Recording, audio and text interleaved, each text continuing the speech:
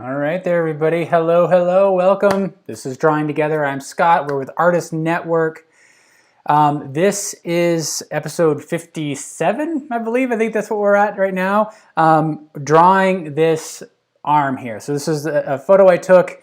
And the goal here is to kind of explore figure drawing. We haven't really worked with a full figure, but we've been kind of working together pieces. I've drawn hands. We recently did feet. And now this one I wanted to explore an arm. And as I did this preparatory version, the thing that really stood out to me is paying attention to the line work and really how valuable figure drawing can be for helping you to develop a sensitivity to line. And in particular, what we're going to be looking at is, this type of concave, convex, interlocking system that all works together to suggest the form of the arm. We talked a bit about this in the last episode with the feet as well, and this just kind of takes that another step further. And of course, I included my hand here to help give us some practice with drawing hands, in particular, kind of creating that closed fist. The thing that also kind of stood out to me in this preparatory version is that there's value in keeping it a little bit looser and more sketchy, and I don't want to get bogged down in the details for this version. So I'm going to try to do this kind of quickly and kind of trust my initial marks a little bit more. So we'll get right into it. Again, this is where we're going. I'm using a smooth white paper today. And then just using the same materials as the last episode. I've got ebony pencils here that I'll be working with, so if you have just a graphite pencil, I think will work. Whatever you have, I think is going to work for this. A softer graphite tends to work out better, and I like the ebony pencils for this live stream because it just shows up a little bit better on camera. If I had like an HB or a 2B pencil, it's just a little bit lighter, and it may work for you, but it's a little bit more challenging in terms of the camera exposure. So the erasers, I've got my standard, I've got a plastic eraser, I've got my kneaded eraser. If you have a rubber eraser, that works fine. And then, of course, the shading stump that has become a regular tool in my arsenal. The reference image is in the description below, so be sure to copy and paste that into your browser, and you can have that image in front of you while you follow along. And also you can find links to Artist Network where you can share your work on this episode. So welcome everybody. If you have any questions, feel free to call them out in all caps. I see that more easily when that's done.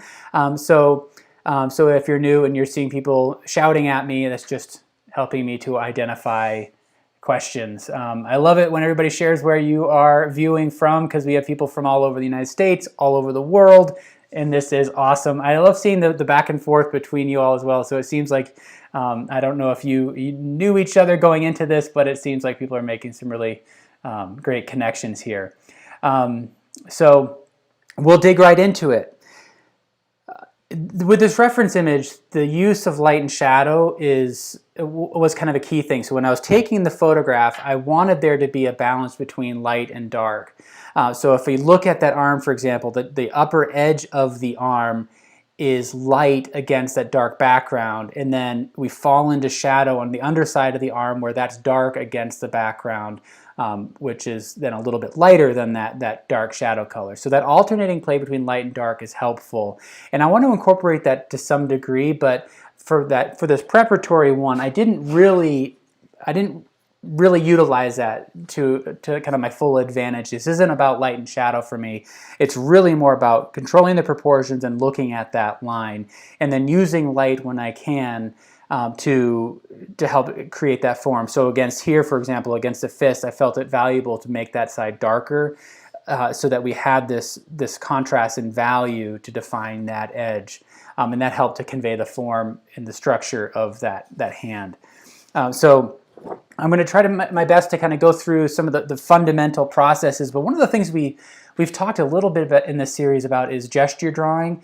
And typically gesture drawing is associated with figure drawing. And I want to kind of initiate the drawing with a kind of a focus on gesture and really kind of identifying what that means. So it's been a while since I've really defined it, but really what a gesture is an initial response to the way an object fills the space. I might have to adjust this so you can see the initial marks. I'm going to drop down the value quite a bit, drop down the exposure in this video.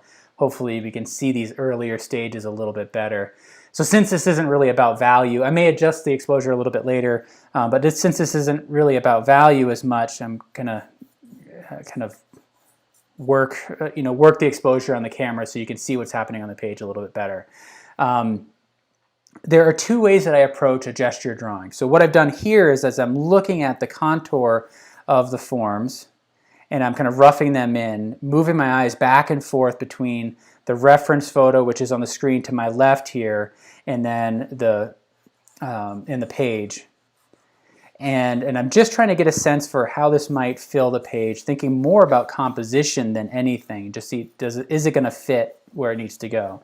Another way to think about gesture drawing is almost as like an inside-out drawing. So try to find the inner axis for the form. In this case, in the arm, trying to think about the general direction of that form, and then building out from there. And I kind of do that interchangeably. So in this case, I actually drew the line on the page. Sometimes that's something that's just I hold in my head mentally, or I might use some angle sighting to get a sense or what that angle should be without actually drawing it on there. If I keep my pencil on its side rather than using the point, it makes that mark pretty light, and I can erase that a little bit later. But one of the concerns I have when I draw kind of the inner axis is that it can be a more permanent mark than I want to. So just be mindful of that if you're following along. So I want to now, the other kind of form of gesture that I kind of think about is, so here I've been thinking about kind of the contour and reacting to that contour, then kind of the inner structure, the armature of that hand, or you can kind of think about it in terms of value. So trying to look for the basic shadow shapes and try to block those in. And these initial attempts are really all about getting familiar with the form, getting marks on the page, so then you have something that you can react to. This isn't about being 100% accurate with your marks. It's about getting something down there and gearing your mind up for continually resolving the drawing. I think we get ourselves into trouble when we feel like we should be drawing with accuracy right out of the gate, and I find it more effective for me to just think broadly, get something down on the page, and then adjust from there. And then with a gesture drawing, I like to kind of wipe it down and build up layers that I can then rework and just build up various layers of the material. And so again, that's kind of my particular way of working. It's not, not in any way kind of unique. There are a lot of people that work this way, but the idea is that we're allowing the drawing to emerge here. And I talked a bit about this in the last episode, because I get into trouble with, when learning how to draw, grabbing a book or finding another resource that says, draw this thing by following these steps. You draw this first shape, then you draw these other shapes, and then you continue to draw shapes on top of that and refine it. Where I would get into trouble is if I start with that initial shape that is off and I don't adjust it, then everything else is off following that. So when I switched my thinking to the idea of using that initial shape just to get the conversation started on the page, but knowing that my goal is to continue to refine that shape, then I found that my drawings became more accurate. And if I thought of drawing as something that's fluid and flexible on the page, these marks can move around the surface, then it freed me up to make those initial mistakes and move into a mind of gradually coming to understand that form. So I think that's just something that I like to encourage in this, is that drawing is an evolution. It's a discovery on the page. It's not just about executing. It's not about just looking, knowing what you need, and then going for it. Now, the more you draw, the quicker you're going to get to a point of accuracy. You're going to build up hand-eye coordination, and so you're going to get to that point of accuracy more quickly. So I'm starting to see it, get a sense for where that arm is going to go. And I want to kind of rough in, make sure I have a sense for the scale of the hand. So I'm going to try to block in a basic shape for that hand. Drop in an axis that kind of represents the angle for those brushes that I'm holding.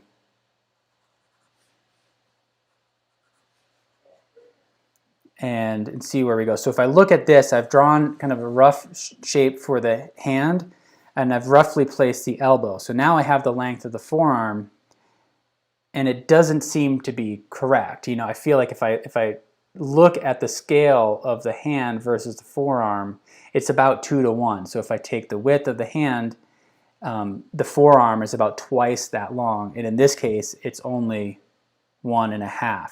So I need to adjust that. I think I can make that hand a little bit smaller. And it's one of those things, like if I look at that hand and I'm studying that form, it's taking up a larger portion of my brain, and it's feeling larger than it actually is. So I need to be thinking about the whole first, the entirety of the scene first, entirety of the form, and then I can get into the specifics. I would need to establish what the relationship is between the forearm and the hand. And so in this way, I'm really trying to think gesturally, reacting to these forms and then adjusting, and we'll stick with this for a little bit to really start to come to an understanding about the form. So now I'm looking at this and I feel like this is too large. I might need to come in. And I think in these early stages, it's helpful to leave your early marks on there. So now I've drawn the bottom edge of that arm multiple times. One of those lines is going to be more correct than the other. And eventually, and then we'll kind of erase out the ones that don't work. But I don't want to be erasing or correcting anything really at this point. I'm just kind of, it's almost like I'm drawing it multiple times quickly, and then trying to,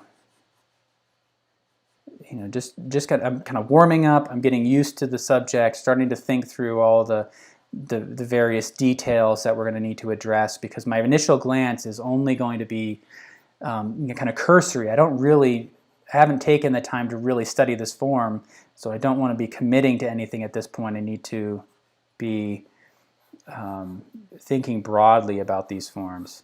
So now if I have the hand forming, let's see if this is, yeah, that's more of a 2 to 1 relationship. The width of the hand is about the same as, you can take the width of the hand, and that equals about, 2 of those equals the length of the forearm. That was a bit of a fumbly statement there.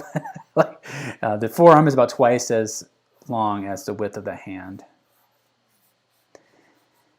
And one of the things we addressed in the drawing of the feet in the last episode was starting the drawing with negative space. I didn't do that here, but I need to kind of keep that in my mind. I can look at the shape of the negative space to help me inform the form of the hand.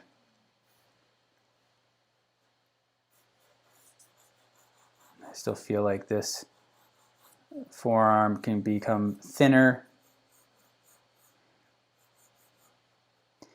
And now as I'm making this pass through here, I'm starting to become more familiar with the nuanced changes to the curve in the arm, so that I'm not thinking about it as, I'm trying to think simultaneously. There's a general angle to this, but then you can also break that down into various segments, and each segment has its own angle and has its own curve. And I think it's more effective to think about them as a sequence of short, straight marks that we can then kind of smooth out the curves from there. So right now it's getting pretty messy, and that is to be expected. We want it to be that way. It aligns with our thinking, right? My thoughts about this arm are a bit messy at this point. And so again, the philosophy that we have here is that we're developing this drawing at the same time that we're developing our understanding of the subject. We're using the drawing process to become more familiar with the subject, and as we become more familiar with the subject, our drawing is going to improve. So we want our drawings to evolve at the same pace as our understanding of that form. in our minds. I do want to kind of build up some value here because I know I want to use that light on the hand against that darker background. As we come over here, we can kind of flip that script and maybe lighten up the background and have the arm darker, and that might help to kind of give us some variety along that edge. I'm just going to do a quick check-in. Everybody seems to be good. Any questions so far? Doesn't look like there are. One of the things that's occurring to me now, so I'm holding in my mind that when we get to this portion of the hand, it's dark against a relatively dark background, and I can let that happen. I want to just kind of be mindful and kind of prepare myself for when I start to resolve that section of the drawing, that I don't necessarily need to make this edge, highly explicit. We've talked a lot about in this series the power of edges and the edge variation, and I think that's one area where we can really control that. Maybe let this become less specific or less detailed. Let this area here become more detailed, and that contrast might help us to render that form more accurately. This is generally dark over here. So I'm just using the side of my pencil. I have to remind myself to rotate my pencil as I make these marks so that I'm not developing flat spots on the pencil. And part of this too, what I like about building up a drawing like this, working these large areas initially, is it is a bit of a warm-up. I'm moving my arm, getting comfortable using the material, loosening up my kind of fingers and everything. So it is a bit of a warm-up, and I don't want to jump right into that detail at this point. I need to get my head in the game a bit before I do any of that detail work. So this is helpful because it, not only am I building up value that's going to be useful later, but it's just giving me a time to kind of warm up and play with the materials. If that doesn't work for you, if you're worried about making a mess on the page that you can't recover from, it can be sometimes helpful to have a scrap piece of paper that you just get loose on, just make marks so that, to give yourself an opportunity to kind of warm up. In the drawing classes I would teach, I would, often, we would start the class with just some warm-up exercises just to loosen up, get our head in the game. Sometimes it's difficult to kind of switch into drawing mode after doing something else. If you've been taking like conference calls, or if you've been working with, kids that are remote learning, or whatever you're doing, it can be a bit jarring to jump into the mode of drawing, but it can be highly kind of refreshing and invigorating to do that. It's a great way to kind of clear the mind, focus the mind, allow it to kind of set on something. It becomes a bit of a meditation in that sense. So I'm just building up these values. And I feel like I'm getting to the point now where I can really start to focus on that line. And that's something that we haven't done a whole lot of. So this is hopefully going to be something a little bit new. I just want to double check. Again, no questions. Looks like we're good to go. I want to make sure there's no connection issues. All right. How do I want to do this? So I have the general form established. I'm feeling pretty confident about that, although there are going to need to be some changes. I know down in here, for example, this feels a bit off. This distance here feels a bit too great. So I want to come in on that a little bit. What do I want to do? So it's kind of part of that process that I encourage for all of you as well is I love the idea of discovering a drawing for the first time and rethinking the drawing process. There's part of me that wants this to be, I want to treat this like it's the first time I've ever drawn. And of course I haven't, or I've been doing this for years, and I can't get rid of that aspect. There is a certain amount of training that I bring into this, but there's something exciting about those early drawings that you do, and you're just kind of discovering the materials that I try to keep alive every time I draw. And so I like to question the process and ask myself, what do I do here? So that I don't develop habits that I just repeat over and over and over again, and I work in a similar loop, because then that kind of inhibits a sense of exploration and discovery of new ways to work with things. So those are some of the questions that I ask myself. Is, well, you know, I could just as easily start with the hand as I start with the forearm, right? And I can make that decision. I can make that on the fly. And I think what I want to do is actually, I want to refine this forearm here. So what I'm looking at now is that now that I have the general form, I can look at the various segments, and I can kind of see three main segments to this arm. There's one angle here closer to the wrist. Towards the center of the forearm, it seems to change a little bit. And then we have this. When I took this photo, I intentionally kind of rotated the wrist to help kind of show different structures of the forearm, and rotating my hand a little bit to help accentuate that. So I'm trying to set up a situation that gave me a little bit more information about the structure of the hand and the forearm.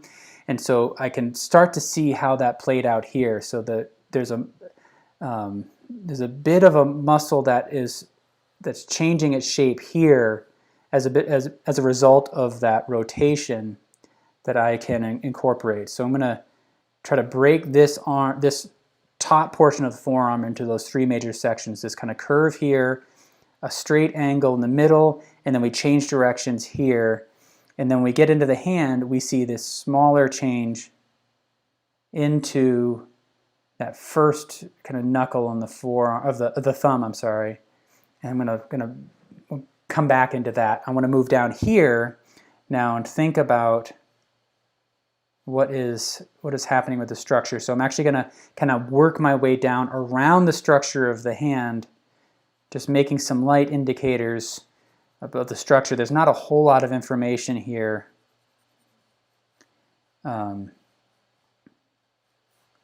But if there's something, I'm looking for some sort of visual clue that shows me what's happening in this transition, something that can help me to indicate the volume of the arm as we wrap around the elbow.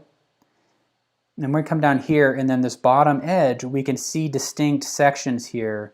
And as I look at those sections, I'm holding in my mind what's happening above that, using a plumb line, drawing a vertical line from bottom to top to see how the various segments align with one another. So if I look down here at the elbow, it can be broken down into a few sections here. There's kind of a rounded portion here.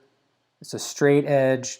We turn and see another straight edge. We turn and see another small edge here, and then a bit of a curve along here. And I want to see how they all kind of interlock with one another.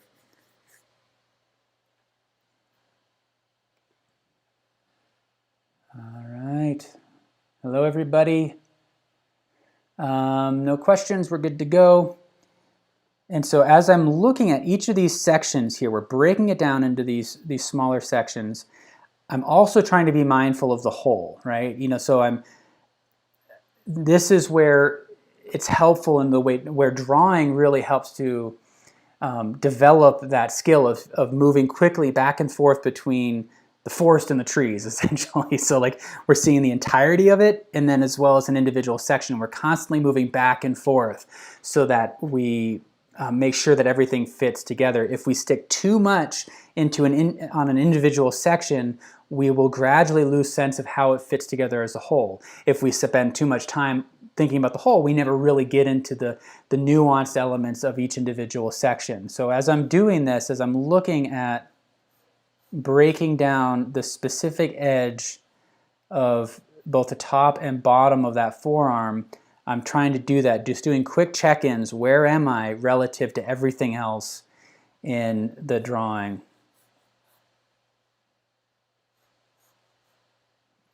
And we get up here to the wrist, and now I want to make sure that the section of lines that I'm working with across the top and the bottom are lining up with one another.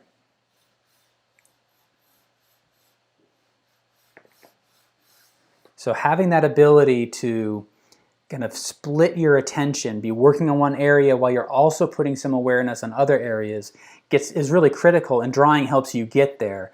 So if that's kind of a new concept for you, kind of hopefully you're being kind of patient with yourself and recognizing that just the act of drawing will help you to kind of get to that point. It can be a little clumsy at first.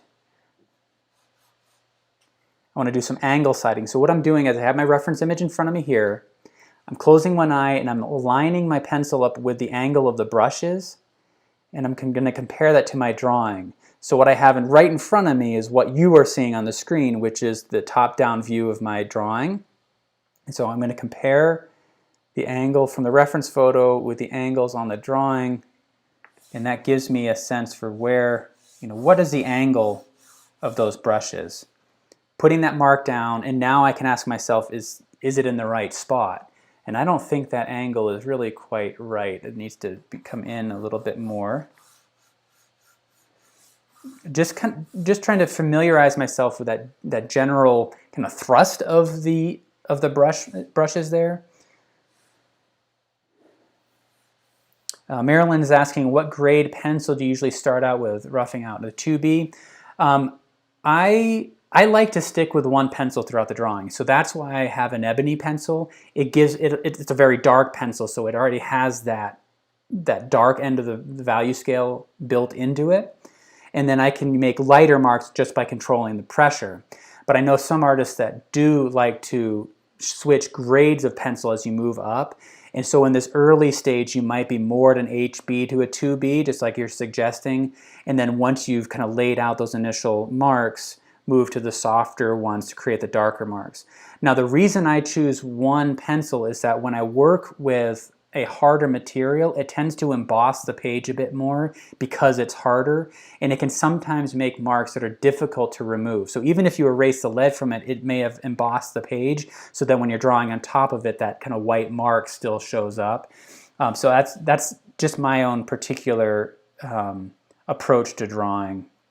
I like working with the softer materials because they tend to float on the surface a little bit more. Even though they make darker marks, it's a softer material that doesn't quite embed on the page as much, if that makes sense. So, but I think do what works best for you. And if you are using a harder material early on, engaging the side of the pencil more than the point, so using this overhand grip might be more effective because it's less prone to creating an embossed line on the page, if that makes sense. So,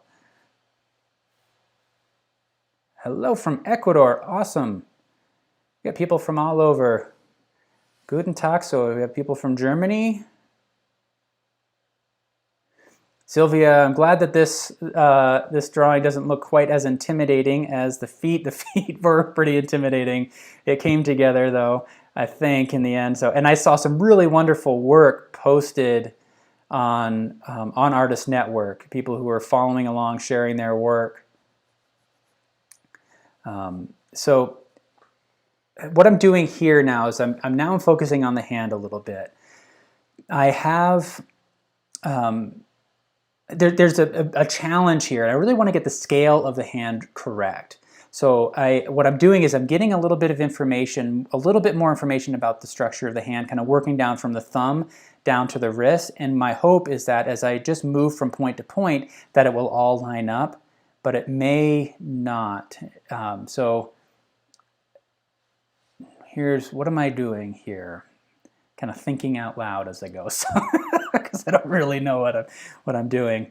All right, so I've got several tools available to me to help me control the proportions there. I've got the angle sighting, so I do want to control the angle of this line of the thumb. We make a turn of the bend of the thumb. I want to get that angle in, and that's feeling pretty confident about that, but that's different than the scale.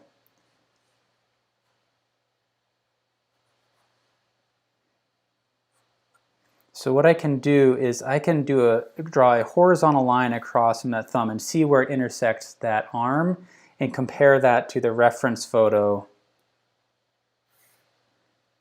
And it feels a little little high. What can I do here? Okay, here's what I can do is I can find the measurement, this measurement from this bend in the thumb to this bend in the knuckle of the thumb. Those are kind of distinct points that I can use. And I'm going to use that, I'm going to find that measurement on the reference photo and compare that to the length of the forearm. That's from this intersection point to the wrist.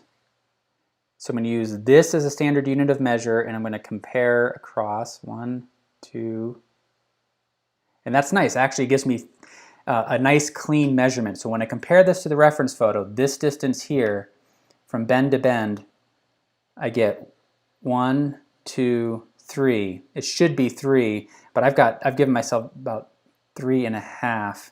So right now, this is about 3.5 times as long as this distance here. And it should be closer to 3, is what this measurement is suggesting. 1, 2, oh no, maybe it is closer to 3.5 or 4. So I'm just double checking over and over again. 1, 2, 3, a little bit more than 3. So having done it several times, taken this measurement, comparing it to the distance from this intersection point here to the wrist, I think right about here, should be about 1, 2, actually right here, go 1, 2, 3, and a little bit more. So I think we're in pretty good shape in terms of this, measurement, the scale of the thumb. And then if I'm confident in that, then I can build the rest of the structure of the hand around that, if that makes sense. So I've done some angle sighting to make sure I get the angles of that thumb correct. And I've done some comparative measuring to make sure that the scale is correct. So then I can start to lock that down. And then from here I can build out and get the rest of the hand established. So I want to be thinking in terms of short straight marks. So as I draw this finger here, I'm looking at the bend in the knuckle, and we come to the point here where it ends, and I want to check myself, where am I relative to the thumb? Where am I relative to the rest of the hand? That looks good. And I have this intersection point where the next knuckle emerges, and I want to look at the shape of this this finger to place that relative. So right at the bend, the next thumb comes out, and the next knuckle kind of comes out directly below this bend here. Then we see a bend right here. I'm going to do another kind of check in horizontally, see where I'm at, compare that to the reference photo. So what I'm doing is I'm spending more time looking at the reference photo than anything else. Now before I get much farther, I want to do a kind of quick check-in at some of these kind of general angles here.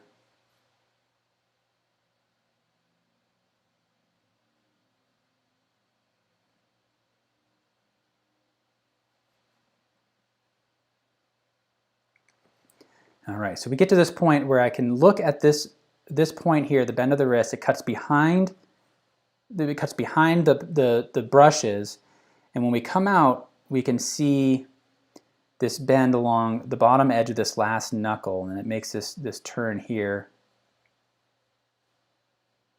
And then we see this crease in the finger, and then we kind of come into the underside of the hand.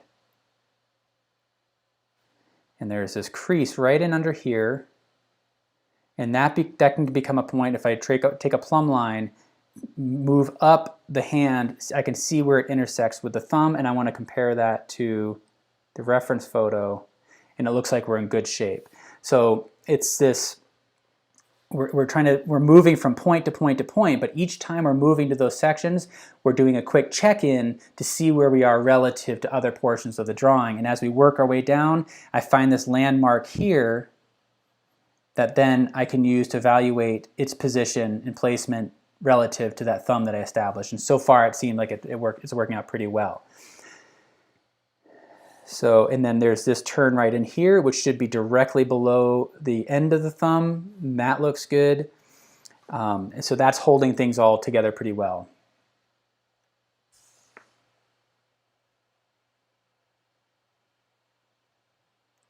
I just want to check in. Medieval Peasant is asking, do you have a favorite paper brand? Not necessarily. So in this case, I'm working with Hahnemühle smooth paper, but we've also worked with Strathmore throughout this series. Canson also makes some good paper. So I don't necessarily have a favorite brand of paper, but I think it is worth it to experiment with what works for you. So the way you manage the materials and the type of material you're using it'll play out differently on different types of paper. So you want to be using charcoal paper with charcoal. I think a smoother paper works well with graphite. Watercolor paper can sometimes work great with some materials, but then not with others. So doing some experimentation is really helpful. And the paper is, you really want to remember that paper is half of the drawing. It's 50% of the equation. The other 50% is the material you're using. And so we often forget about the paper itself. So I'm glad you asked that question. Nate, you're right. You can literally draw on anything, right? And that's also a good point too. I wouldn't necessarily say, if you have the impulse to draw and you don't have the right materials, don't let that hold you up from drawing, right? You might just need to kind of frame that experience a little bit so that you set your expectations correctly. So I've literally gone out, out here in Colorado, we have forests that have burned. I've picked up charcoal from the ground and drawn with that, right? And I happen to have a sketchbook with me, so I just started making marks on that. You can do that, but I also need to know, I need to put that in the context and say that this is the nature of that material. It may not work out. This is all about experimentation. So Nate W. tried gessoed paper bags. That's actually, they're working on gessoed paper can work out great with some charcoal material. Let's see. So I think those are some good suggestions. Jessica is asking, what are your thoughts about using circles to do the initial layout of the arm? For me, I've found working with ellipses problematic, but I know a lot of artists that do that, and I think there are a lot of instructional materials that talk about starting with ellipses first. I find that it's been more effective to work in shorter straight marks rather than ellipses because it's hard to get out of that. Once I've started the drawing with circular forms, then it tends to maintain that kind of, the circular kind of softer quality that then I have to try to find a way to correct and make actually more angular. So I don't know as if it's, my way is necessarily better than using circular forms, but I find that it just works for me better. And so I think if you're able to make it work, I say go for it. I do want to start to kind of get in there and draw out in some of the fingers here. So I'm just using the side of the pencil. And what I need to do here when I'm drawing the fingers is think more abstractly. This is where an understanding of anatomy could inhibit things for me. I know where the knuckles are, I know where the bends are, but it's difficult to see in this, and I don't want to be inventing something. I think if I think about this more abstractly, I might actually end up with a more accurate understanding. So what I mean by that is trying to shed my understanding of and my thought about this as being a hand, and more just think about it as line, shape, and value, and trust that. And so as I look at some of these edges and I just think about them as lines and angles, how does that work? And what does it suggest to me? And so as I'm drawing these lines, I'm also doing a quick check-in. I'm looking at this bottom edge of this finger, for example, and seeing how it aligns with this bend here that I've identified as a knuckle. When I start to label things, then my symbol system starts to kick in, and I start to draw from what I expected of a hand to look like, or all those previous drawings that I've done where I've drawn a hand and I've done it a certain way. I want to kind of clear that from my head and just think about the lines, shapes, and the values and placing them properly, using comparative measuring, using my other tools. We had that question in the last episode, is how do you kind of properly contextualize an anatomical understanding of these forms? And for me, I think if having an anatomical understanding of how to draw hands can be helpful, but without that, you can still utilize all the other tools for drawing and get to the same result. Think about shapes, lines, form, value, use comparative measuring, get those marks in the right place, and it'll suggest to the viewer what that object is, even if you don't understand really what the anatomy of the hand looks like. Because sometimes sometimes we need to shut that down. And so, like I said, in this case, really using a previous understanding of how a hand is structured actually might inhibit me. So now I'm starting to define that form, but I need to block in the values a little bit. There's a particular angle to the hand, the bend in these knuckles, where this kind of falls into shadow. And then we see light here. Maybe I need to erase that out. And we can start to see that hand forming there.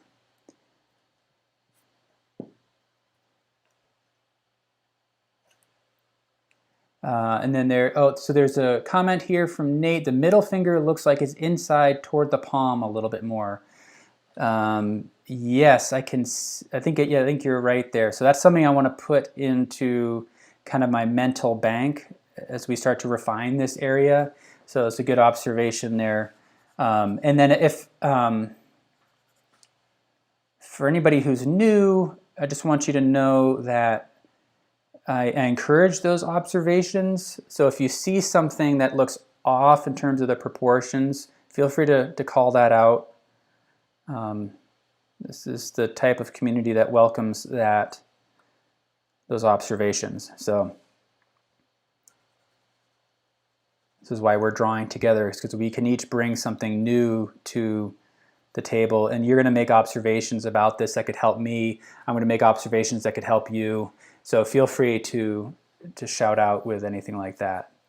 I think what I want to do is I do want to start to identify where the brushes might need to go. So the thing that is most critical for me right now is to look at these intersection points. Where do the brushes emerge from the hand? So, and if I'm comfortable with the general placement and the scale of the hand, then I can build the brushes out from there. Okay.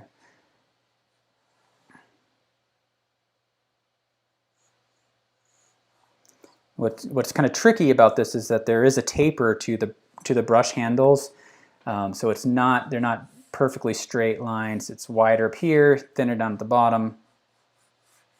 And I think I just want to be kind of loose with this a little bit more. I want to suggest the brush handles enough so that we accept them for what they are without it kind of occupying too much of our focus. We want the focus to be on the arm, so I need just enough information there to do that. I'm going to block that in. There's some light striking here that I'll kind of get to when I get to the next stage of refining it. Jessica's saying the thumb needs to be a little bit wider across the nail area. Yes, I see that as well. Thank you. Right in here. Yeah, this whole area feels a little bit too kind of small. So I may need to adjust that. So as I refine that, I have to ask myself, do I move this up? Do I move this down?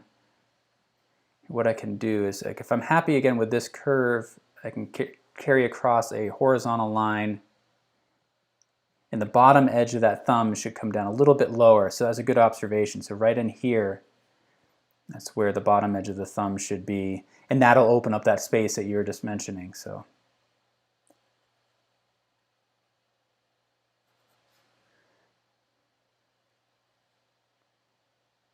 all right, so and that actually helps in this area.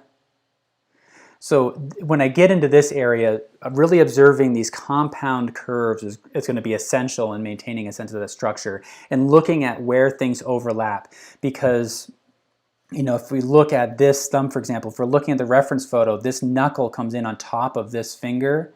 But then there's a stretch right in here where this finger almost feels like it comes in on top of this hand. So there's kind of an interlocking quality.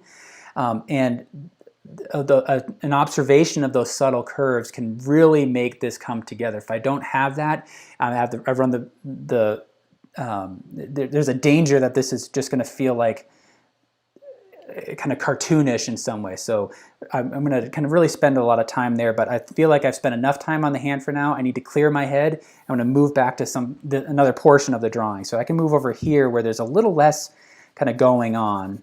And I want to darken this area a bit more. And I like the idea of the bicep being dark against a slightly lighter background. So I'm going to darken this up a little bit more. Try to block in that major form.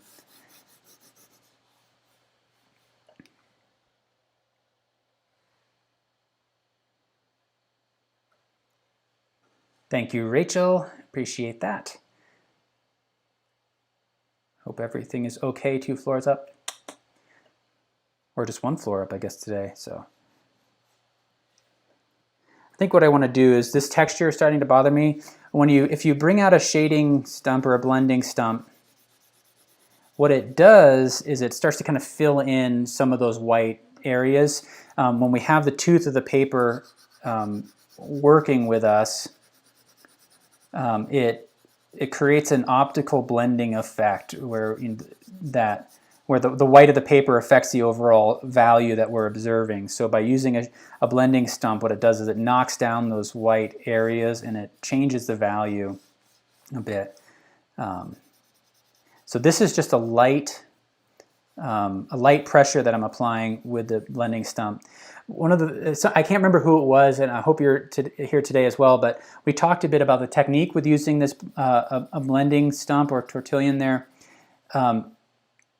This is pretty well loaded with material right now. And you can see if I kind of go like this, if I stop my mark short, it can create kind of the blotchy quality to the end of that mark there. And so I want to be mindful of that. You know, of course, I did that on purpose here, and now I'm going to have to work to get rid of it. So I wanted to kind of show you how to get rid of it. So if I just take some soft circular marks, and now you can see that it's actually creating another kind of blotchy quality over there. I need to be thinking about rocking the material a little bit more so that I'm lifting on both ends of that stroke. And if I'm kind of gentle with it, I can start to fill in some of those light areas around those blotches that I created. So I'm going to use a circular mark and change direction, look for some of those light areas and apply pressure into some of those light areas to fill in the gaps between those dark marks. So it takes a little bit of massaging to do that. And the other thing that I want to do is be mindful of the section of the stump that I'm working with. So just like as I was rotating the material, my pencil, when I was building up this value here, I want to be doing that with the blending stump as well. So I'm rotating and rolling it in my fingers so that I'm working with a new section of that blending stump all the time. So I'm not ending up with a situation where it's loaded on one area and kind of cleared on another. So if I roll my material in my fingers as I go, then I'm distributing the material more evenly, and that helps to avoid some of the blotchiness. Now the other thing though is that you can be using this to your advantage to define the form of the arm. So there are some subtle variations in value in the forearm that I want to be paying attention to. There's a little bump right here there's a bit of a shadow, and as we come across here, there's another bump. And again, if you have an anatomical understanding of what's happening in the forearm, that can be helpful. But if you don't, you can literally keep your marks as simple as that. It's just a dark mark. If I get it in the right spot, it's going to suggest that that structure of that forearm. And you don't necessarily need that anatomical understanding to create a solid drawing, but it can sometimes be helpful to have that. So as I come up here, I'm also observing how we get light here, it falls into shadow here, we get light striking some of those tendons moving into the wrist.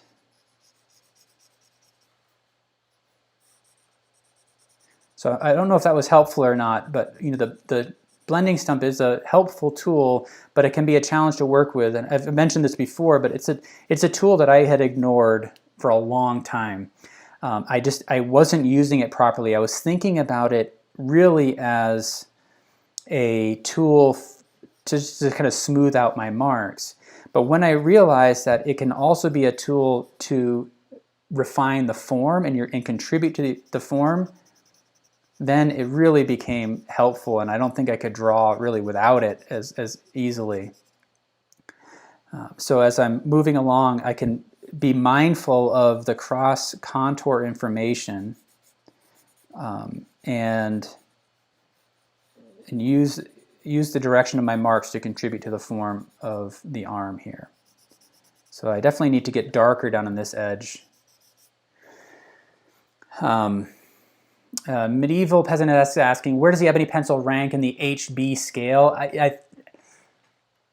Without knowing precisely, I kind of equate it to kind of a 6B or an 8B pencil, somewhere pretty dark. And then I do know that there are varying grades of an ebony pencil. There are some that are defined as kind of jet black and others that are just kind of darker, so they may even go even darker than that. So, but that's the way I kind of generally equate it.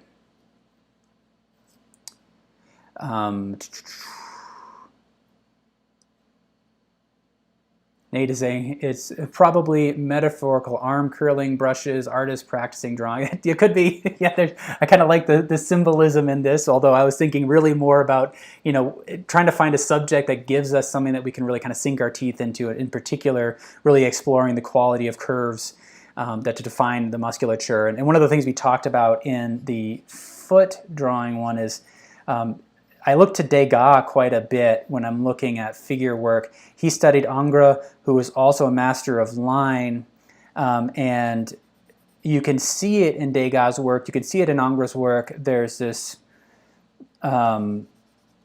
really delicate and sensitive understanding to the quality of the curves. When you get that right, that line can tell you so much about the three-dimensional information of the subject. And so when just by getting that line right, they don't necessarily need to rely on shading to convey that form. And that is really profound to see in their work. And so if you're kind of new to those terms, a contour line is the line along the edge of an object that defines its three-dimensional quality. The cross contour marks are marks within those outer forms that help to, again, create that three-dimensional quality. And so what Ingres and Degas could really do is they would observe that contour and get just the right line that would give you so much information about what that three-dimensional form is. And so I would, kind of check that out. That would be a great artist to use to do a master copy of. I think I need to refine this line. I'm going to bring out my eraser a little bit. Kind of clear off that line. And when I'm working with the line, I do like to kind of drag the pencil a bit more so it's not directly pointing down. I'm using it on its side.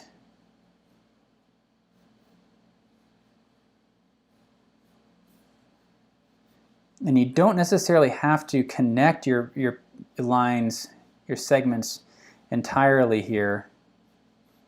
The brain fills in that missing information.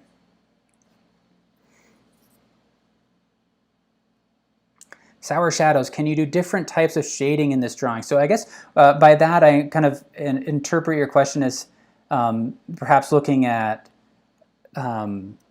cross-hatching, blending, etc. So I think that's something I can definitely look at doing. So what I've been doing here in terms of shading is really utilizing the the blending stump to create the variations in value. With, there are other ways to build up value. So if you move all of your marks in one direction, that's called hatching, right? So this is hatching. I'm building up a layer of value by accumulating together marks that all run in the same direction. Cross-hatching then layers on another layer of marks moving in a different direction. And then when you apply your understanding of cross contour, you can then reinforce the volume even farther. So if I try to break this forearm down into various segments between the contour lines, I can run marks in one direction to identify one plane of the arm. I can move it in another direction to define another plane of the arm. And in that, you can really define the musculature, the structure of the arm. And you can always come back in, smudge it out using the shading stump. So if I come down under here, for example, there's this bend right in here, and we can start to see like it's a little bit darker right in here in the bend, and there's kind of a straight section, kind of wraps around. There's a kind of a short plane right in here. And there's another kind of plane right in here. And then right under here in this stretch of the forearm, it gets a little bit darker right in here, right at this curve. And when I'm making my crosshatch marks, I'm trying to be mindful of what I was talking about with the shading stump or the blending stump earlier, is kind of lifting my marks on both ends so that I don't end up with heavy marks at the end. Trying to think about the center of those hatch marks more than the ends.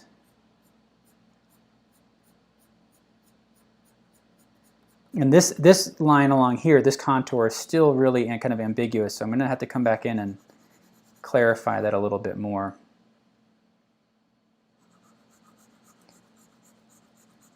So if you look at an artist like Leonardo, he would often use kind of washes of hatch marks to build up light and shadow information. So as he's drawing the shadow, rather than really aligning with the contour, he would make marks that all move in one direction. And then he would, in certain areas, he would use hatch marks that follow the cross contour. He was really kind of a master of that.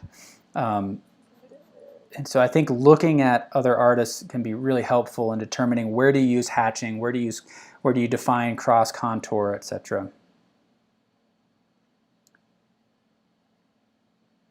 Sue Weggert is saying, I think the small finger points too far upward toward the outer side of the wrist and needs to point more towards the center of the wrist. Okay.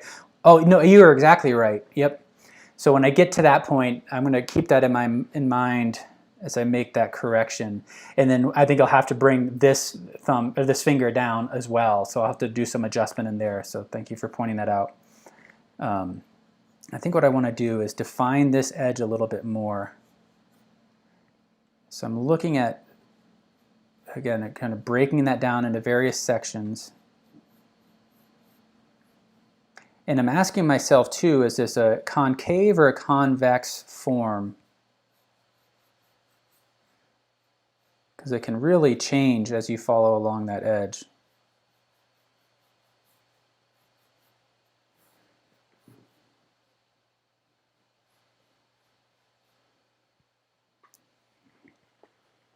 This is where I kind of wish my paper was not taped down so I could just turn the paper.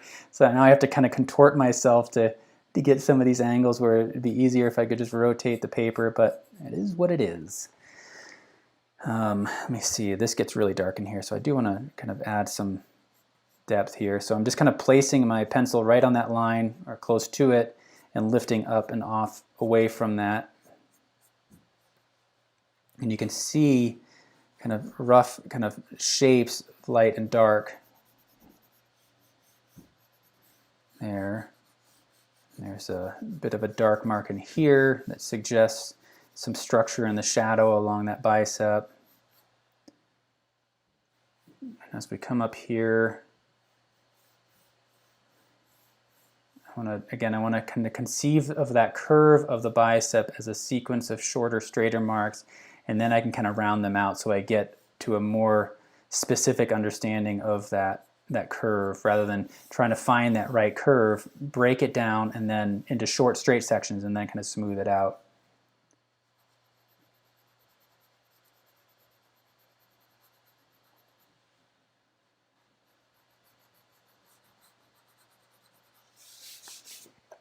All right.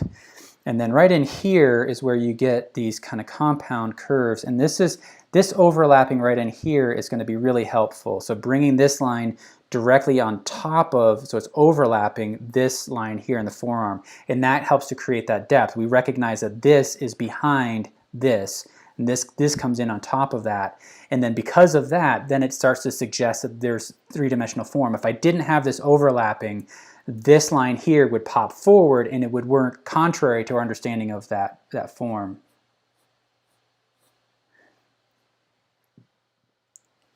And maybe actually what I think I need to do is darken this around here a little bit more, because I want to pull out that light here.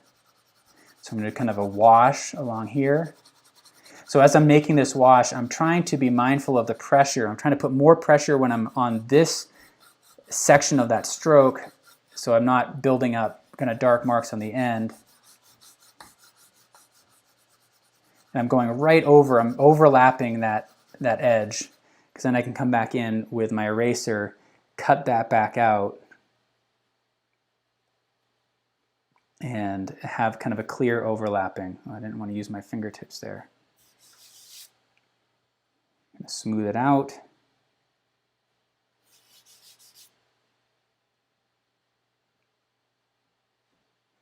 And so now you can see I'm getting more happy with this contour line. You can see how often, like, I've reworked that edge multiple times. And so I think it could be helpful for you as well to kind of remind yourself that you can come back and continue to refine an edge. And it is most often the case that it just gets better and better the more you do that. So right along in here, I think I want to actually kind of refine this a little bit. So I'm taking my eraser and I'm just going right over that edge, kind of smooth it out a little bit. And then I'm going to take another stab at this curve and think about where I want to put emphasis on that line to give it some structure, and then analyze it, see how that's working. I feel like it's working out all right. But this now is throwing me off because this is so flat. It's impeding my ability to really understand the structure of that forearm. So now I need to set this aside, move over onto the hand. Zephy Lily is asking, have I demonstrated how to get such a sharp point, get a nice long exposed graphite stick? So this, I just use a razor blade, so I have a knife like this, and I'm just sharpening like this. I'm just kind of shaving it away to expose that. And then I have this as a backup. And by utilizing the side of my pencil throughout the whole drawing, it's constantly kind of refining this edge, so I have a sharp point when I need it. And I think when you utilize the side of your pencil, you realize that how much you can really get away with on that, because even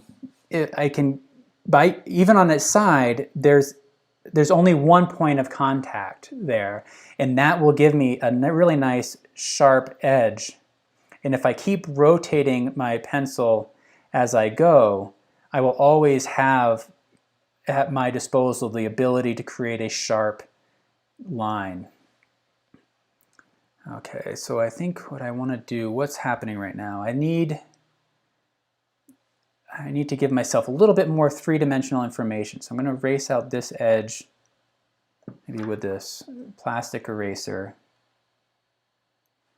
I want to be really observing what's happening with the planes here along that wrist.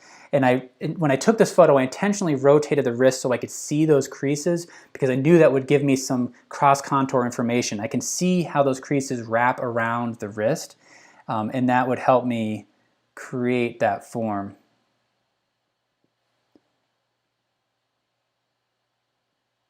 So just using the eraser, I'm doing some kind of development of the form, and the focus is really on that cross contour information. I would want to see what happens as we wrap around the wrist.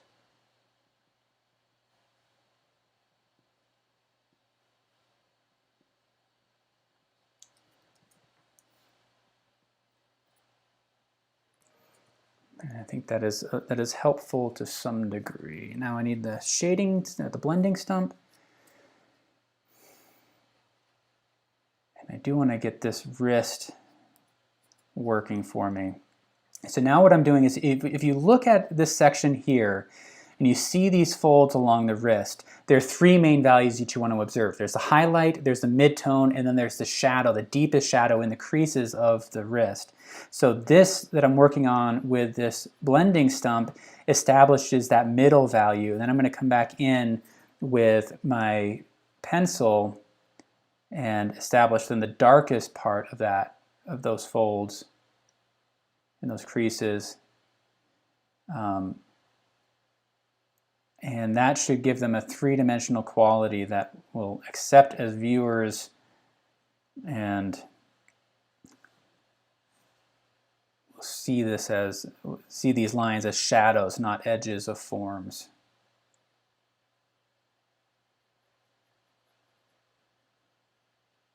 So this wrist, I'm finding, is really kind of a key point. It connects the forearm to the hand. And it gives us some really solid information about the cross contour that's missing down in here. So I have to kind of get this here. And if my brain kind of accepts this as three-dimensional, it's more likely to accept this as three-dimensional as well.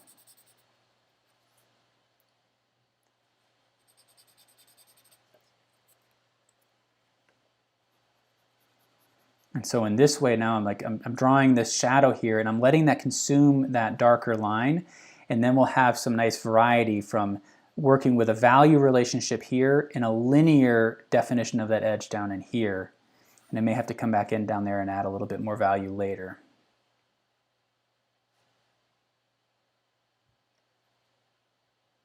So hopefully that makes sense.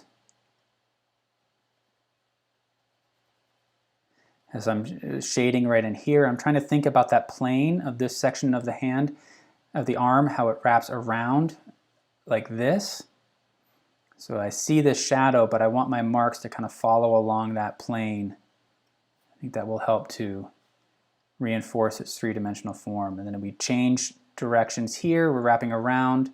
So I'm going to change the direction of my marks. As we come underneath here, I'm going to change the direction of my marks even more. Again, to reinforce that three-dimensional quality.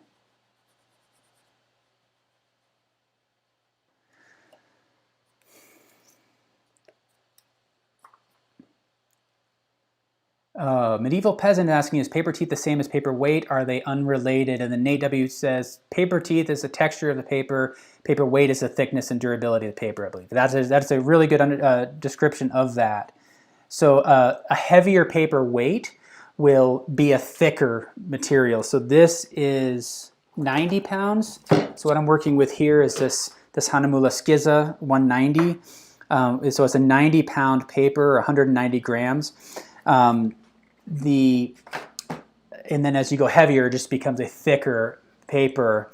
And then the tooth of the paper defines how bumpy that is. So you want a heavier tooth paper for something like charcoal that needs something to really latch onto, otherwise it just falls off.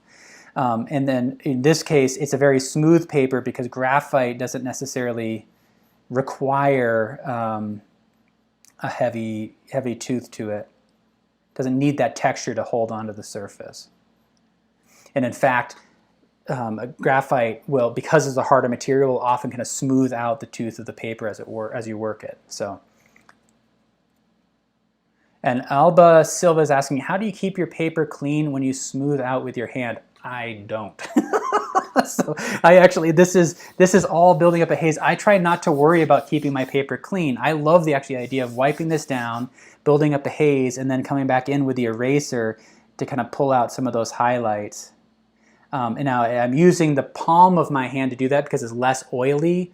than my fingertips. So that's just the one thing I want to kind of call out there is you do want to be careful about using your fingertips when doing that, because it can deposit oils on the surface that will make it difficult to work around it. It makes like these blotchy spots, and it can actually be bad for the lifetime of the paper. Those oils eventually will degrade the natural fibers of the paper.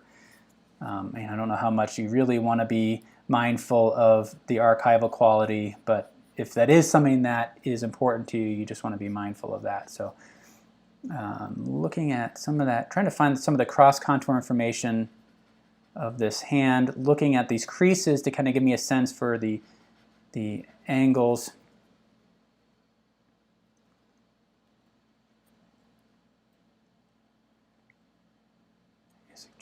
FC is saying, I'm so happy that we can use quality paper and any pencil we have. It's always a problem to me. Yeah, so I mean, yeah, like I said, I think it's helpful to understand, what quality paper can do for you, and I don't want to kind of minimize that. I think when you have an opportunity to use quality materials, go for it.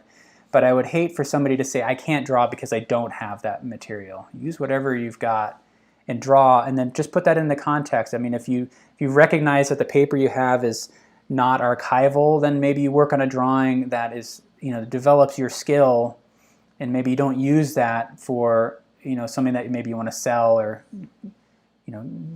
give to somebody. So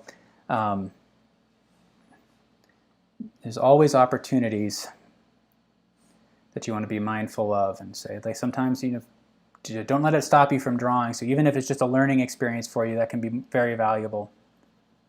I think I mentioned this in one of my previous episodes, but I think one of the most helpful experiences I had as an artist was when I was in art school. I believe it was my junior year, and I was just getting really burnt out trying to make great drawings. And I could tell that I was getting to a point where I was not going to survive that any much longer, and I needed a break from that impulse to try to make great drawings. So I asked my professor, I said, hey, do you mind if I just take that pressure off of myself because I'm not handling it well? And he said, sure, go for it. And I said, I just needed that permission to make bad drawings. And that semester was fantastic for me. I experimented with new materials. I experimented with processes. I used a lot of Conte during that, which is a very permanent material. You can't erase very easily, if at all. And that helped build my confidence quite a bit. And so I think giving yourself the permission to make bad drawings can be really helpful. And in the end, what I considered bad drawing was ultimately good drawing. I was making, more healthy drawing decisions because I freed myself up from that target of being, it being a great drawing every time. So, and then you realize that drawing is just a process. You never really master it. You just get kind of better. You understand things better each time you draw. And you understand the relationship between you and materials better as you draw. So as I'm looking in here, it gets really tricky, but I want to observe the way these forms interact with one another. So I've got this form that kind of comes around, and the way these two fingers interlock is really tricky to see, but I'm trying to observe the subtle shifts in value here. So it's not one continuous line. There's a bend in the knuckle. There's a line that comes in here, but then it wraps around. And then we have this form kind of interlocking with it that I want to observe. So it's requiring a little bit more focus, so I apologize if I'm silent for a little bit and have very broken sentences. I realize I do that a lot. It takes me, 5 minutes to get through a sentence because I kind of pause in between, just like I did right there. Let's see. Also, what brand of kneaded eraser do I use? This is a Prismacolor, and I've been really enjoying it. It's this one right here that I grabbed a bunch of when I was at the art store. So,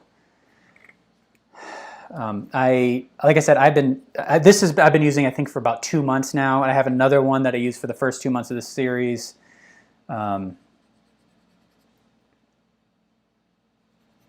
And it seems to be holding up really well. So now here, as I'm looking at this finger, I want to do a quick check-in. I can't remember who called out the angle of this little finger, so I'm trying to be mindful of that as well. So I work my way down the hand.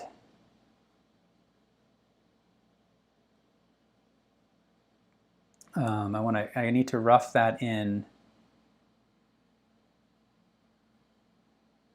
And really look at that angle here. But as I look here, it becomes really difficult to identify where the knuckles are, where the bend is. In part because then there's a rounded quality in between the knuckles, right? And that's what's kind of showing up. So if I look here, for example, this dark spot here is the shadow caused by that muscle in between the knuckles, not the knuckle itself. So I just want to be kind of holding that in my mind as I'm thinking about this.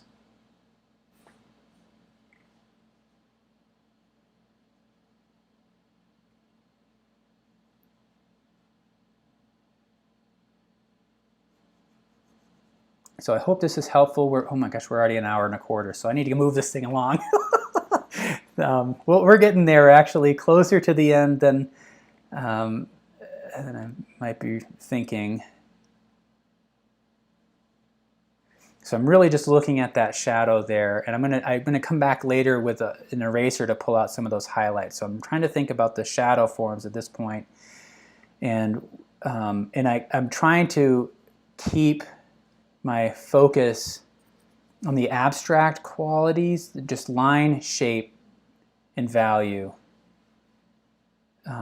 rather than anatomy, because there's so much happening in there, and I think if I really stop to address the anatomy of it all, I'm going to get bogged down, kind of overthinking the drawing. And this is going to need some finessing. And then come back to this section here. And then I want to be thinking about positive and negative drawing. So where is it darker, where is it lighter? So in this case, we have this darker shadow that helps define that light hitting this finger.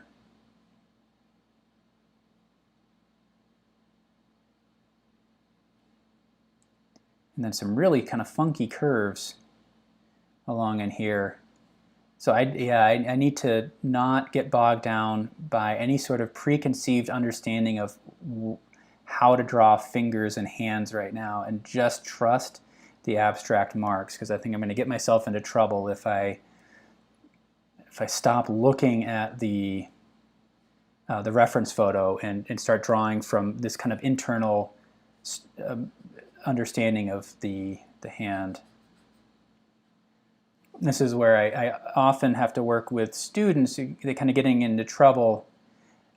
We have a tendency to get absorbed in the drawing and stop looking. And so I'm really trying to do my best to remind myself to continue to look and let the reference photo guide me, not my internal preconceptions about what I should be drawing.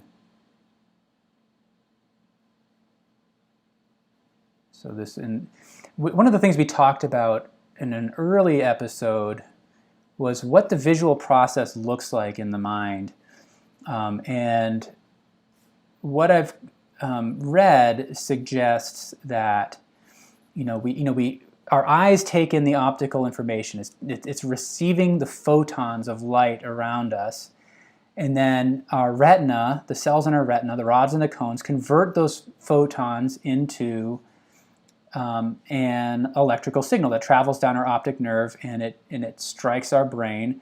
And the visual system, the interpretation of that electrical signal kind of follows along three major kind of pathways in the brain, three levels of interpretation.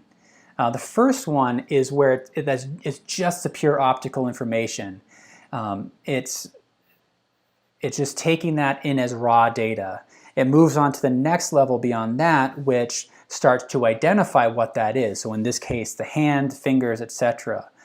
And then the third level beyond that, it starts to bring in the emotional aspect. What do we do with this? What does this mean? How do we feel about this? And we often exist on that the third level, or that maybe the level down, and not that base, just pure raw visual information without any sort of definition. And so what I try to encourage students to do is in a way, I'm trying to just shut down your brain and get you to just embrace the optical information. And if you then trust that optical information and record that on the page, then from that you layer in the additional elements. What does that subject mean? How do you feel about it? You build the emotion. But sometimes it's difficult to access that initial base layer that just treats us as raw data.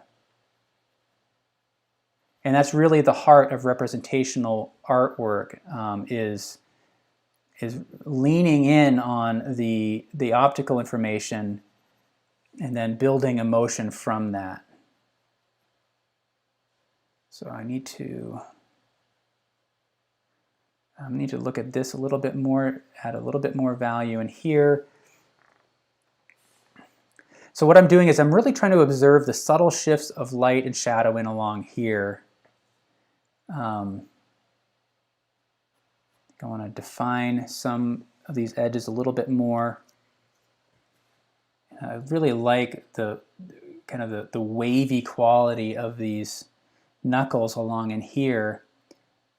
But I don't want to be too explicit with that edge. I don't want that to be a hard line. I just want to emphasize it in a few areas so that we can define that.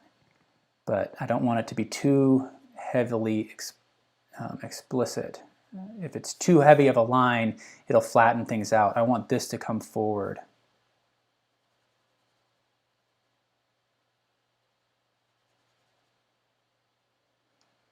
And so in particular, what I'm looking at is the shape of these shadows as they wrap around the finger. And then kind of piece together these creases rather than making it one solid line. And just kind of breaking it up. Really the heart of representational work like this is observing variations along these edges. And that helps to add to the realism.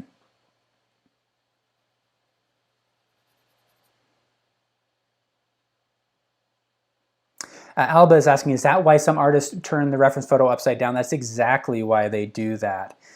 Because it helps to shut down that portion of the brain that's trying to interpret things, and it just treats it like optical information. And in this, the way I refer to that is, I refer to that as changing the context of your work. So in this case, I have the screen in front of me that shows the overhead projection. That changes the context. It's different from the way I'm looking at it here. Setting it up across the room, looking at it from a distance, changes the context as well. Looking at it in a mirror, flipping it upside down, doing whatever you can, taking a photograph of it, then looking at it at a small scale on your screen, that changes the context so that you have a different kind of fresher understanding of your drawing, so that we don't get locked into one particular way of thinking about the subject, of thinking about your drawing. It's just coming at it with a fresh perspective. There's a little bit of light there that I really want to extract here. And I believe, if I remember correctly, there was an experiment done in which scientists used a magnet to shut down a portion of the subject's frontal lobe.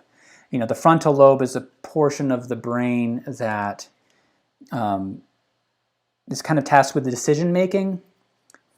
And it's largely what we exist on, consciously. We have our subconscious that guides a lot of what we do, but our conscious thought is largely built into the frontal lobe, and our amygdala kind of controls emotion. But when scientists shut down a portion of the frontal lobe, they observed that on average, subjects became better artists. In not necessarily better artists, but better at accurately rendering what's in front of them, because it shut down that part of their brain that was thinking, right? And so that's a really cool thing. They just became more attuned to the optical information that was entering into their mind. So it's something to think about. I regret saying that they became better artists, but with the objective of them drawing more accurately and accurately representing the optical truth of the objects in front of them, they were able to do that more effectively. So just something to think about. Sometimes our thinking can kind of get in the way. I know that happens to me. It's also less fun. I think it's more fun to kind of go with it, experiment, play, be kind to ourselves.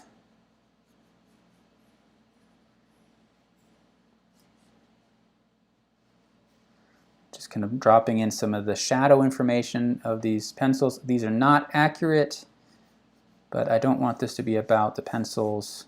I mean, I'm sorry, not the pencils, the brushes.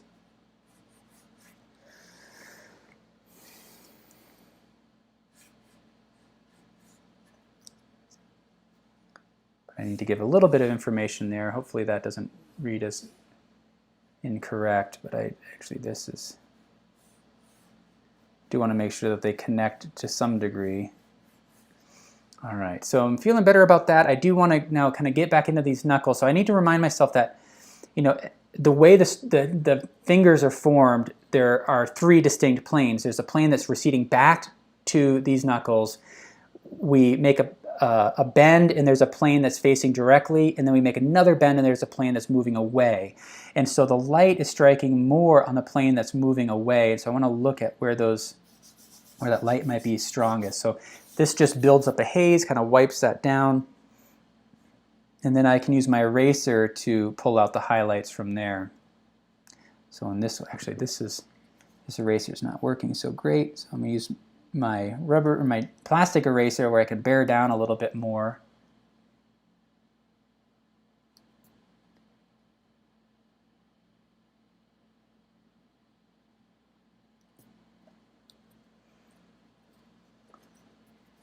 And I do want to look at some of this information across here. So I really want to observe this plane on the knuckles that's receding away. And using the shading stump, it's a little bit more gentle than the ebony pencil, so I can make some marks in here that are just a little bit softer, and it'll stay in that light area a little bit more.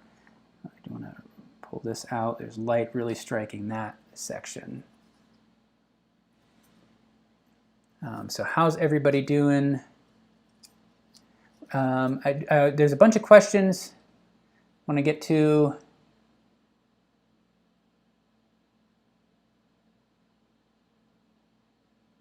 Nate said that's a good suggestions about erasers there, Nate. Thank you.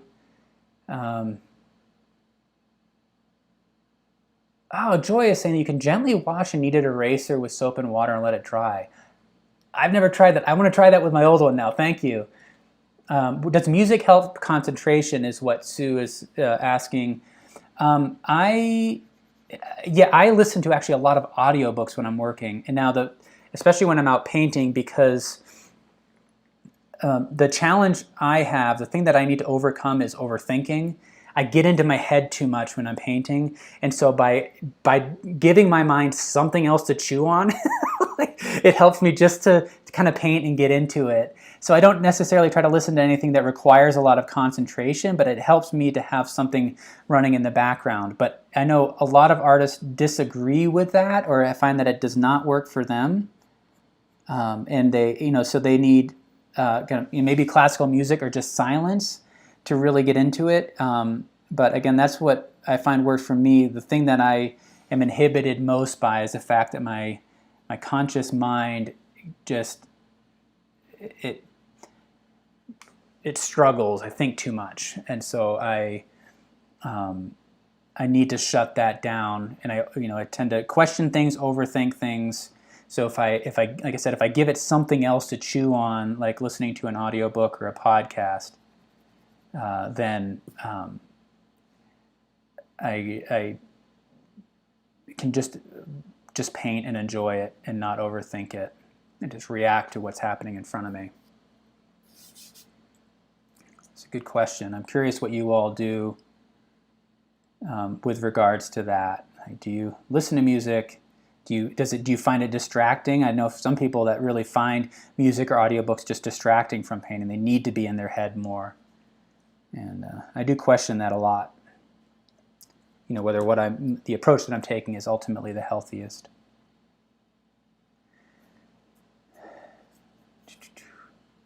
Roberto's asking, what advice do you give to young artists? Make art. It's kind of a lazy answer, but I think for me, one of the more valuable exercises I did was have a sketchbook, and I filled it with gesture drawings. I went to the airport when we could go in there more easily. I went to bus stations, malls, things like that, and did a lot of drawing of people, and just quickly. I didn't have a whole lot of time. Gesture drawing, quick gesture drawing in particular, if when you have 10 seconds or less to capture something, you get a lot of information down. It builds a lot of confidence and hand-eye coordination. So that might be a good place to start. All right, so now I'm just doing a quick assessment of values, and I want to refine some of these forms here. But I'm feeling like we're pretty close to the end. I think I captured the overall structure of the arm pretty well. Again, one of the things we want to focus on is really paying attention to these edges, and take some time to really refine those lines and ask yourself, does the edge, is there variation along that edge constantly, or does it get too hard and consistent? That line variation will do so much to create an understanding of the structure of the form. Look for areas of overlap. So if I follow along this edge along here, if you really look closely, you can break that down into these sections that have clear overlapping forms. Is it concave? Is it convex? How do they interlock with one another? Because that is really what's going to convey a sense of that three-dimensional quality. I want to get this highlight across here. When do you know when you're done? It's a good question. It's a question that I think a lot of artists ask, and you're going to get a lot of different variations. But for me, drawing and painting is a relationship between myself and the subject. I'm using painting to better understand the subject, and I'm using the subject as a way to better understand my materials. It's just a relationship that has a constant feedback loop. And so when I'm working from life, I call it quits when I feel like I've understood the subject, right? When I've come to an understanding of it, when I get to the point where I'm kind of picking away, I have to force myself to step back. That's when I have that voice in my head that says stop. If I'm just really kind of executing at that point, if I'm not contributing to my understanding of that form. So that's the metric that I use, but that may not be the same metric that you use for yourself. If your relationship with painting and drawing is more technical, then you may say your artwork is not done until you've reached a certain level of technical mastery. Or if it's emotional, if you say like it's done when I've captured a certain emotion in the work. I think taking some time to define for yourself what is the fundamental relationship you have with the materials and the subject. Define that simply. Is it emotion? Is it observation? Is it technical mastery? Own that, and then that can be your guide to determine when you're done. Hopefully that makes sense. I mean, that's kind of my take on it, because it's going to be a little bit different for everybody. For some of you may look at this and say, look, it's not going to be done until I've really defined all of these. For others, I may have taken it farther than it needs to go. And that it's all good. So is part of what defines us as artists, is understanding and really kind of embracing our relationship with it. Why do I paint the things that I do? For this drawing exercise, for this whole drawing series, I try to define subjects that allow us to explore a particular aspect of drawing. In this case, it's the contour edge, I think, is really the key to it. Some of it might be form, sometimes it might be light and shadow, so I'm trying to find subjects that I can connect with that help me better understand the process of drawing. When I'm painting on location, what I'm looking for is first a place that I'm interested in being in, and then is it something that is compelling me to just kind of stop and be there and to look. Because there's some things throughout life where I go by and I just let it go. I let those observations pass. And there are some things that just grab my attention more. So then the painting process helps me to explore that impulse a bit more. Why am I here? And then from that, it might lead to really what the heart of the painting is all about, if that makes sense. So, for some artists, it's about, finding a solid composition. For me, it's really an experiential thing. Like, what is it about that experience that I want to sit with a bit more? In the painting process, gives me an opportunity to understand that experience more closely, if that makes sense. Let's see. Heather is saying, you like music, but books would be distracting. Yeah, I've heard that from a lot of people. For me, I don't know what it is, but I need my conscious brain to be thinking about something else and try to get into my subconscious a bit more. So I'm glad you shared that. Nellie is asking, do I prefer heavyweight illustration board or lightweight illustration? I typically like heavier paper.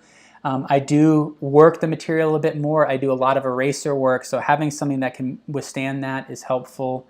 Even on drawings when I may be more kind of gentle with it, but that's just kind of my personal preference.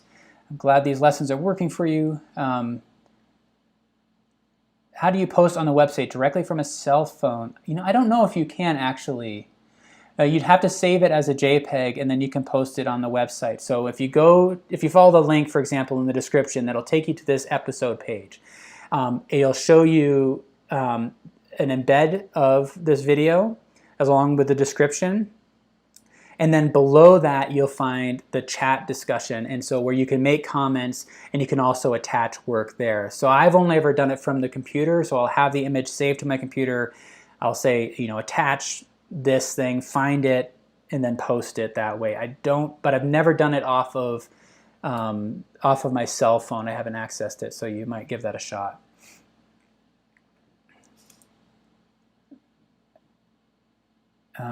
Zephy is saying, I wish I had found this series when you first started, but I look forward to your sessions each week now. Yes, so we're going to be going every Wednesday from now on. You can go back, so on the Artist Network YouTube page, you'll find the Drawing Together playlist where you can find all of them, and you can go all the way back to the beginning if you'd like. And some of you prefer to do that. They aren't necessarily built linearly, so you don't have to start in one spot and move to the next one. You can really jump in wherever you want. If you go to Artist Network and you go to the Drawing Together page there, you can find all the subjects, and so you may want to jump in based on the subject. But if you do want to start from the beginning, you're able to do that. I think the best place is on through the playlist on the YouTube page. Heather's saying, I really struggle with getting scale correct when the reference pick is a smaller scale than the paper drawing size. How do you comparative measure that? That is really tricky. So the site size measuring method kind of keeps your relationship one-to-one from the reference to the painting. And that really helps to control the proportions. But when you're trying to scale up or scale down, it gets trickier. And so in this case, if I was working smaller, the relationship here, say this is what I was using to control the proportions here, is I found the distance between the knuckle and knuckle to knuckle here on the thumb, and then I use that to compare to the length of the forearm. So if you understand that as a ratio, then you know that if you can scale up or down, and when you're measuring against a reference photo, if you determine that it's like a 1-to-3 relationship, if you're working smaller, you just want that relationship to be 1-to-3. That is really tricky for me as well. I find that when I do change the scale dramatically, I have to spend a lot more time in that initial phase before I get into those details. And so you may find that you spin your wheels for a good hour or more just trying to get the basic layout, but it's worth it to do that. The more time you spend there, the more quickly those final details will be. So what might be happening for you is that you're getting into those details too quickly if you're changing the scale dramatically from the reference to the to the drawing. And so you may end up actually kind of intentionally scaling down the reference image if you want to work smaller, just so that your brain kind of wraps its mind around, wraps itself around the scale a little bit better. If you want to go bigger, try to make a bigger reference image so then it more easily latches onto that, if that makes sense. Joy is asking, was this photo of your arm? Say, like, so this is a photo of my arm. It's in this room. It's on the other side of this room. I looked for reference photos of other people's arms, and they weren't quite what I was looking for, and so I kind of set up something like this. I just wanted to focus on the structure of the arm, and I had trouble finding other references, so I took this one myself. But I'm glad that you gave me great muscle. I could use that right now. Let's see. Using a grid. So Sue is asking about using a grid. The reason I don't do that here is because I'm trying to develop my skill of observational drawing and translate that into painting. So when I'm on location, I can more quickly and accurately achieve proportions that are correct.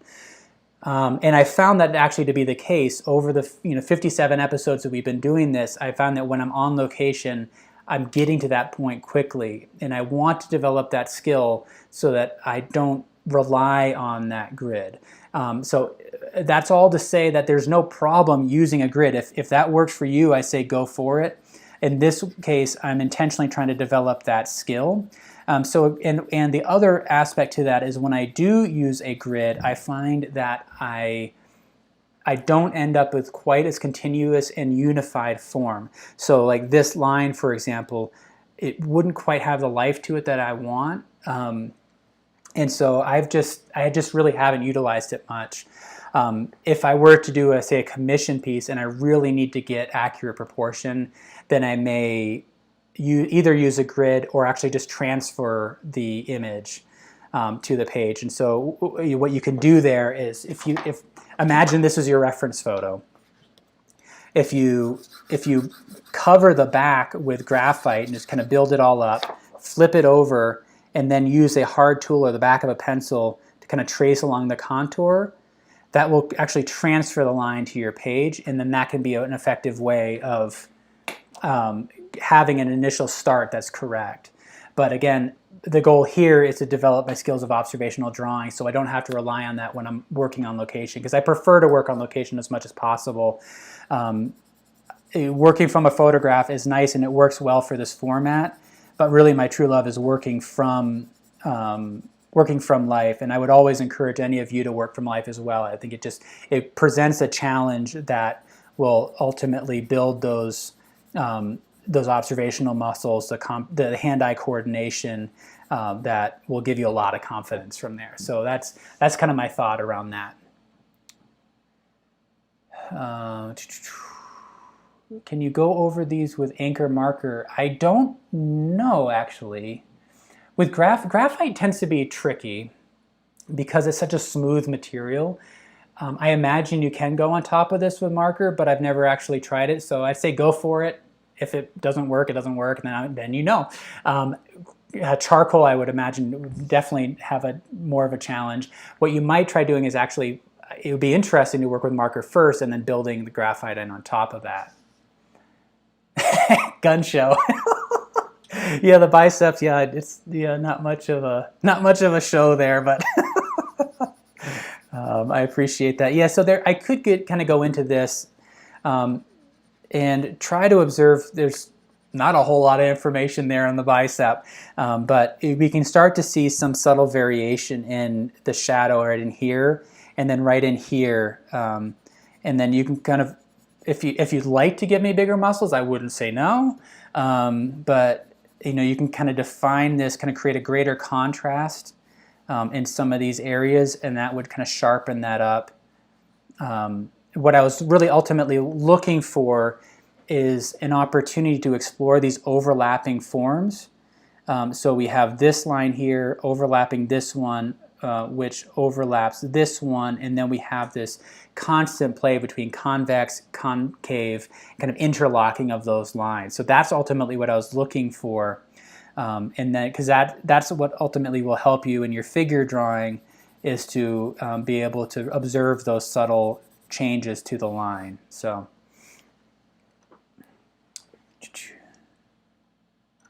FC, sometimes it's hard for me to focus on a drawing for an hour or more. That's also a really good point. So when I was in art school, we were making art, 8 to 10 hours a day. Be up until 2 in the morning working on an assignment that's due the next day, and it built up a certain amount of endurance where I could sit and draw or paint for 8 hours straight. And I've noticed that over time, my endurance level has diminished. I don't have that opportunity, and this is about the maximum for me. A couple hours maybe, and then my brain is shot. It feels like I've been taking an exam and I just need to step away and clear my head. I don't have that endurance. So what you're experiencing, I think, is very common, and you can build that endurance over time. You just have to do it more regularly, and I think developing a daily drawing habit helps you to get to that. I just remember getting to this point where it almost felt like hypnosis, where I'd just be pulled into a drawing, pulled into a painting, and it would feel like the whole day would just go by. And you'll get there. So I'm glad you brought that up, as I imagine it's something that other artists are experiencing as well. And you just what you can try to do is you just gradually try to push it. If you find that an hour is a limit, try to next time do an hour and a quarter. Do that for a while, then push it to an hour and a half, and then gradually increase it, and I think you're going to get to that point where you can really contribute to it. Now, one of the things that I want to add to that is that to me, a daily drawing habit is more valuable than the ability to sit for a long amount of time, because what I've observed in some students is that they develop a binge and purge cycle, right? Where you work on a drawing, you get super excited, and maybe you just power away for like an 8-hour stretch, and then you end, you're like, whew, boy, that was a lot of work. Next day comes along, you say, oh, I'm kind of exhausted from all that drawing I did. Next thing you know, 3 months has gone by and you haven't drawn because you've been riding that exhaustion from that 8-hour binge of drawing. And so if you can do just a little bit every day, I think ultimately that's going to be more valuable, and each day is going to extend, and the next thing you know, you're able to go for longer periods of time, and you don't have that feeling of exhaustion that inhibits you from continuing on the next day. So Cindy is asking, are there other free series like these? I am actually working on that. We're an Artist Network. We are working on developing new series for you that will be free in painting, so look forward to that. We have other artists that are paid, so if you're interested in painting, Johannes Vlauthaus has a series on Artist Network called his Paint Along series, where you explore watercolor, oil, and pastel. And those are great. Very similar to this, but much longer. You get a lot of information on those, so check those out. The texture of the paper makes your arm look hairy. That's a nice use of the tooth of the paper then. Yeah, that's a great way to suggest the texture. I'm glad you shared that. Nate W., thanks for the information. It's always good to get more art in the system. I agree, so thank you. Thank you for all for contributing. We'll be back on Wednesdays, 3 p.m. Eastern. I am busy right now making plans for the coming month. My goal is actually to step back. I want to explore similar subjects that we explored very early on in the series to see how things have changed for me, see if there's been any evolution. Nellie is saying that it would be helpful to do an exercise enlarging the drawing and vice versa. That's good to know. Let me think on that and see how I can make that work here. I want to be able to translate that online like this in a way that makes sense. Excellent. Thank you all. Appreciate the feedback. I always welcome any feedback on ways that I can improve the series, so feel free to shout that out. This will go up as a recording afterwards, so if I miss anything, I try to catch those questions, because what always happens, I hit end stream, and then a question comes in, and I'm like, oh, I wish I had answered that. So if I don't get to it, try to repost it underneath the discussion of the recording. So thank you all. See you next week. And I hope you have a great weekend. Have a great holiday weekend as well. A long one for everybody. I'm sure you all are ready for that break, as am I. So see you all later.